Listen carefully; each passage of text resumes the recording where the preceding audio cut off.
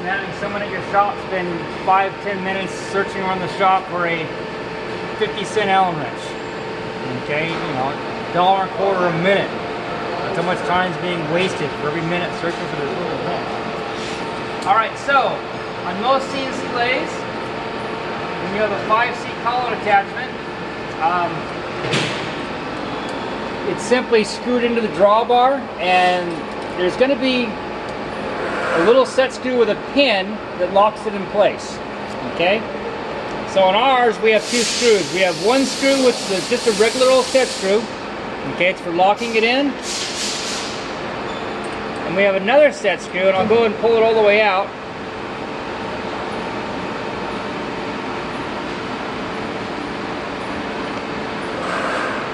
It's got a little pin right there. Okay.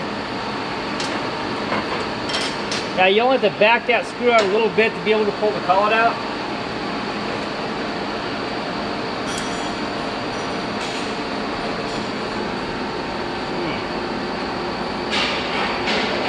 Oh, it's not coming out. Hang on a second. Give me some room here, Demetrius. Gotcha. Too much camera. Cycle it one time, see if that helps. What the heck?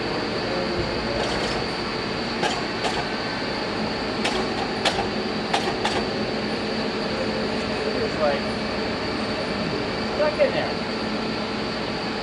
Oh, it's holding it in there. Somebody jammed it in there. Wow. There's really nothing in there to hold it in.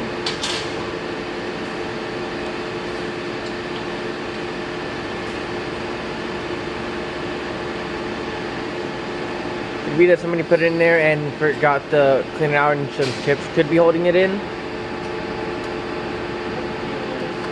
It'll run like it is.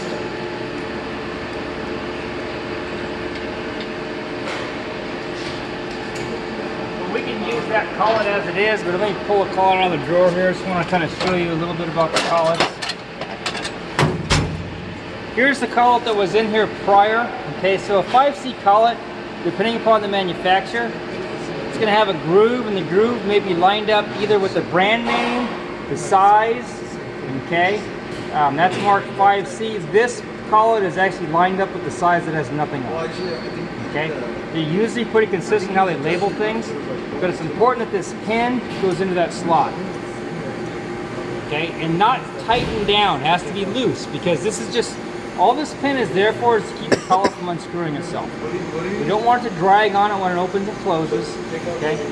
So normally what we'll do is we'll screw in the collet, we find out exactly where the pinhole is, where it drops into that slot, okay? We back it off a little bit so it's not bottomed out in the bottom of the slot, and then we put that little lock screw on the top to lock it down, okay? So we always want to take note of where the slot is. On the collet that's in the machine, the slot is actually on the 3/4 inch marking, so I know it's somewhere close to this side right here. Okay, so I'm going to go ahead and I'll just put it back in. I'm not going to fight with this thing. If we had to change collets, I obviously would have to get it out, but I'm not going to worry about that right now. So when I put this in, I always rotate it to where I know it's not going to drop in that slot, and then I bring the pin down. Hit the side of the collet,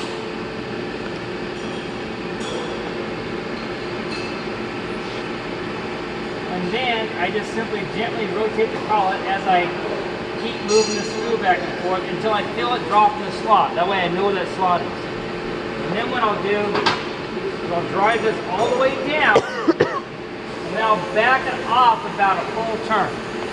That means it has plenty of room to drag inside there. Okay. Then I'll just take the little lock screw, I'll bring it down on top, and this does not have to be super tight. Just snug.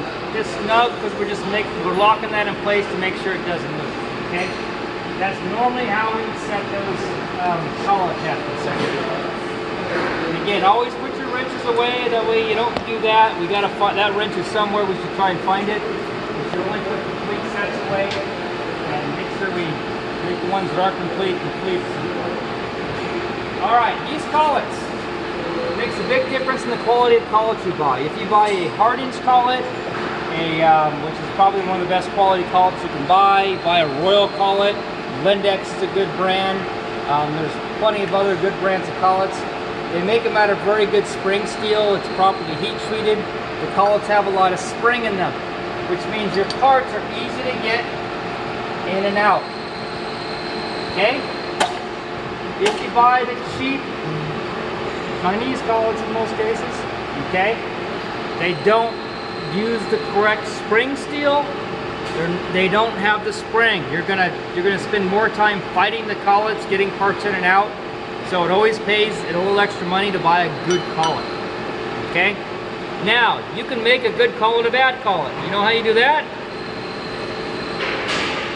Close the collet without a part. You're gonna draw it back in the drawbar. A good collet will take that abuse a little bit, but do it enough times you'll ruin the spring on the collet. Okay? So you never want to close the collet without a part. Okay? Alright. Put this back over here for now. Excuse me. Alright, so the material is set to be 1.5 inches out from the collet face. Okay? Not this way. We tried that this morning. It doesn't work too good. There's a broken off piece of material there in the saw room someone wanted to go hide. Because we literally truncated and sheared off a piece of material and sent it flying inside there this morning. So, anyway. That side. The 2-inch side. Okay? The short side. The red side. The 2-inch side, yeah. Not the long side. It's an easy mistake to make. Okay, normally that is the first off side. Okay, but someone set it up as that side. Alright? Alright, so you should be set up to make a bad part right now. Here's your program. Always make sure you got the proper program in the machine. 06003. I'm not sure if the number quite matches up with the one handout I gave you guys. But this is your tic-tac-toe off one program. Okay? Your offsets on this machine, you guys have not ran this machine too much this semester. I don't think you've ran it at all, as a matter of fact.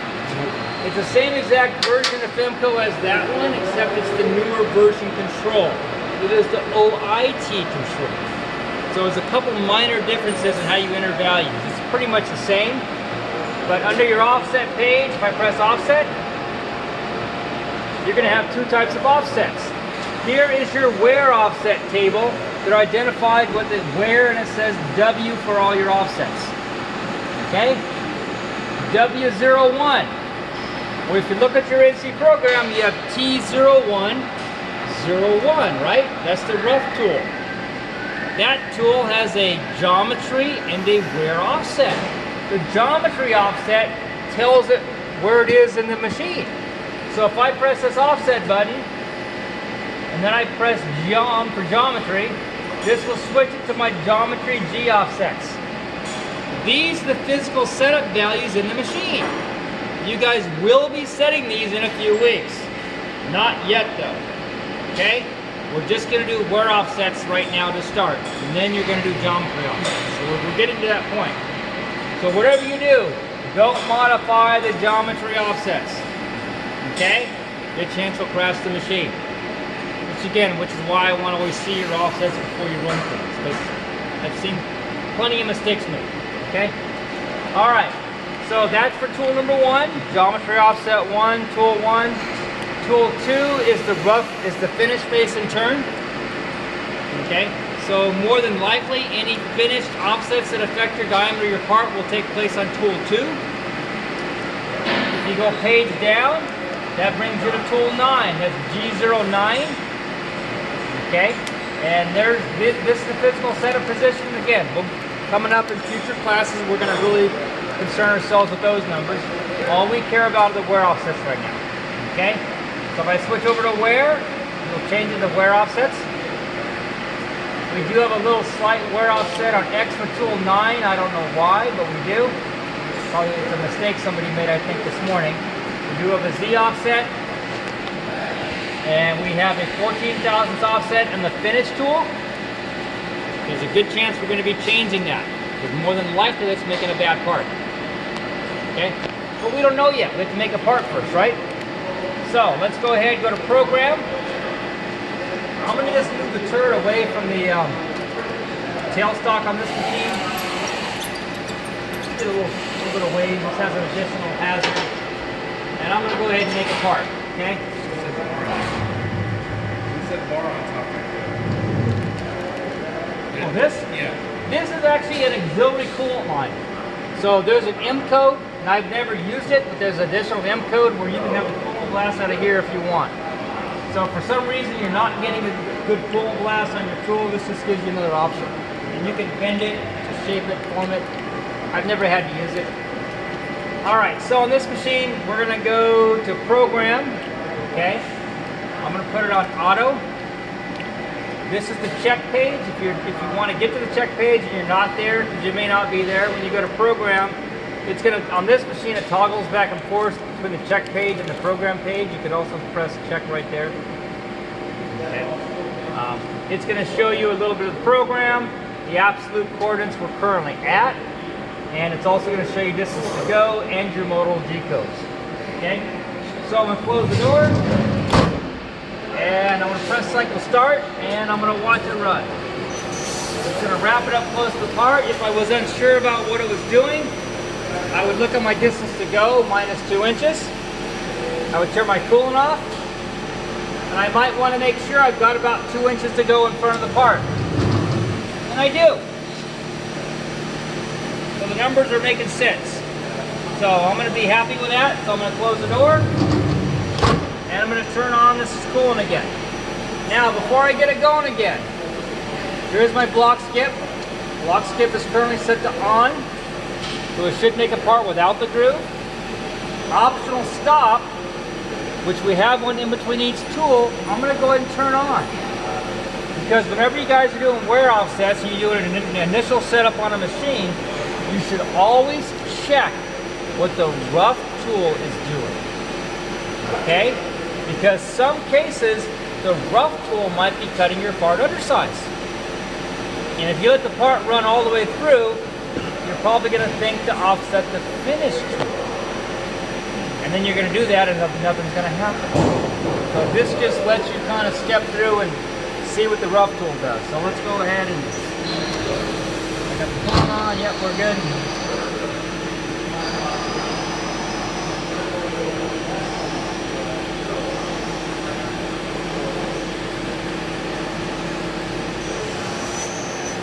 All right, comes back to that position. So just rough the part out. So what I'm going to do is I'm going to mic that diameter and see where we're at.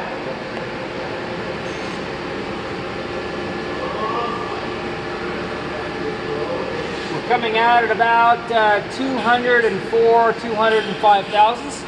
So we're leaving about almost 20 thousandths of material for the finish cut, 10 thousandths per side. That's a good amount, okay?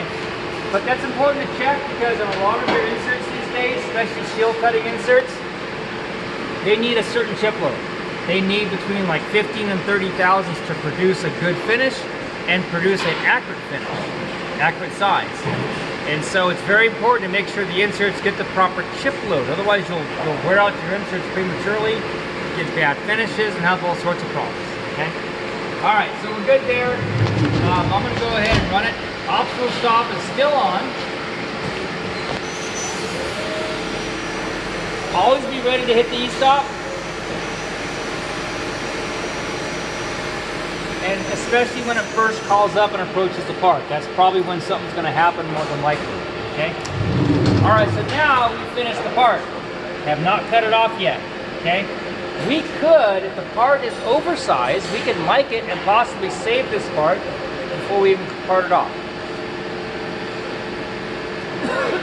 All right, I'm gonna mic. Now when I check it, notice that right away, I am going after the most critical part dimension on this part. The 550 dimension is plus or minus 5 thousandths.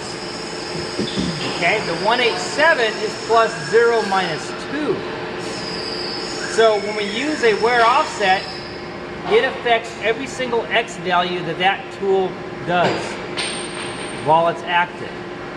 Okay, so it's called up one time and it finishes the entire profile. So that means if I bring in the close tolerance, more than likely all the other tolerances are going to fall into place. Okay, so this is measuring, let's see here, 150, 175, 180. It's a scrap part. Yes? What happens if the 187 diameter is off 550 right on? One more time? What happens if the 187 diameter is off and the 550 is right on? Then more than likely we have a programming issue. No. Yeah, being that we're programming, we're going to 186 in the program, and we're also going to X of 550. So those two should be in sync.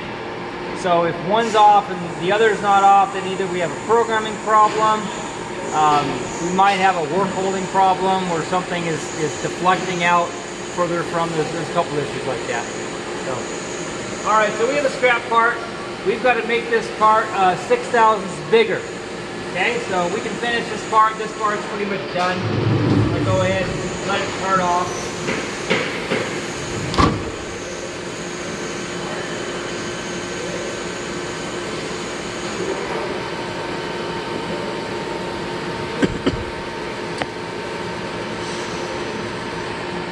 All right. The part is down here somewhere in the soup. Got a soup? There. We know the diameter is undersized.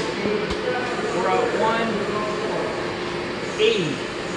So we got to bring it up to 186. So let's go to our offset now. I may have to go to offset and press where to get it on the proper offset. Okay.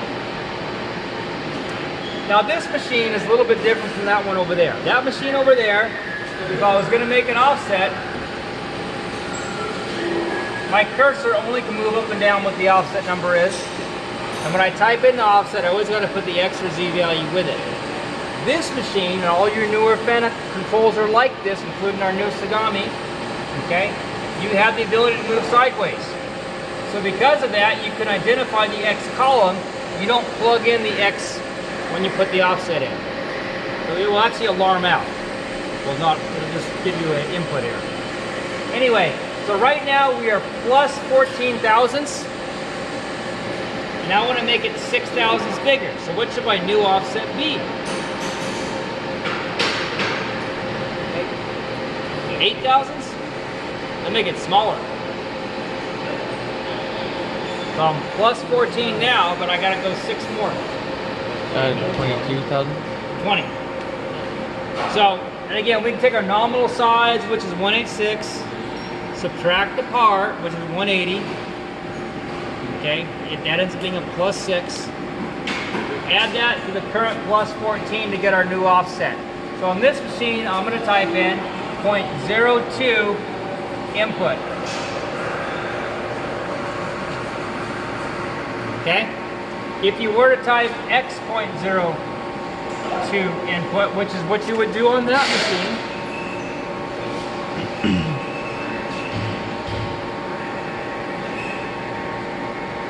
see? It says error. You blew it, buddy. Okay? No big deal. All you gotta do is hit this cancel button. Get that X out of there. 0.02 input. Okay?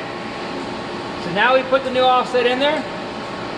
Now it will run just like this. Okay? But I don't like to have you guys run it right here. I'm gonna go ahead and pull it out.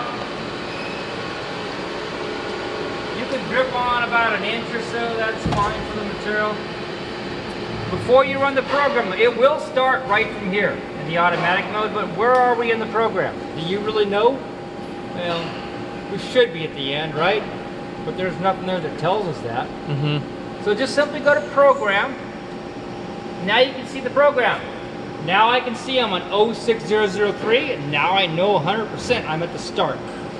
Okay, so now I know I'm in the right place. It would have been fine before, but you should always be extra cautious on these guys. I'm going to start it. It's gonna run all, let's take block skip off this time, let's take optional stock off this time. Now it's gonna run all the way through. One thing we didn't check was the overall length. I guess we can check on this one.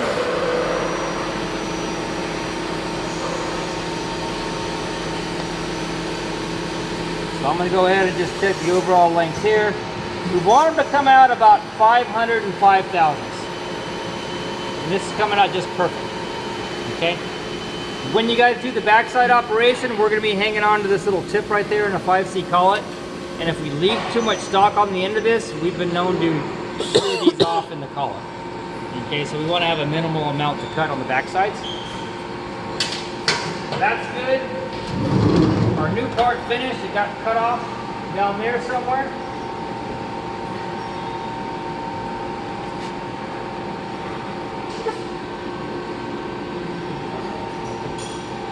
All right, so there's our new part.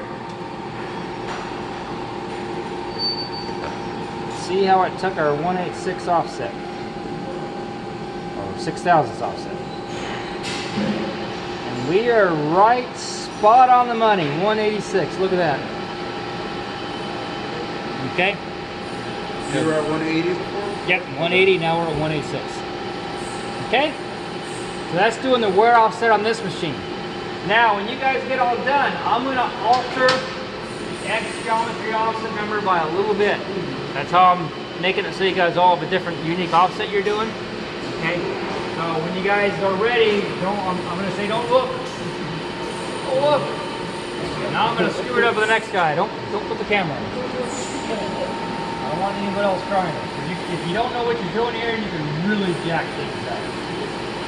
Which way do I want to go? I always get confused.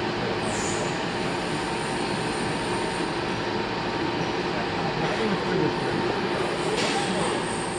think it's going to make it more of an offset. It's going to have a big offset. And offsets get bigger than 20, 30,000, so you got to think about redoing your geometry position. But I'll back it off the opposite way after the next guy goes. All right, so this is making a bad part now. Okay, so now we're going to go and do the same thing on the Haas lathe. Any questions on this guy?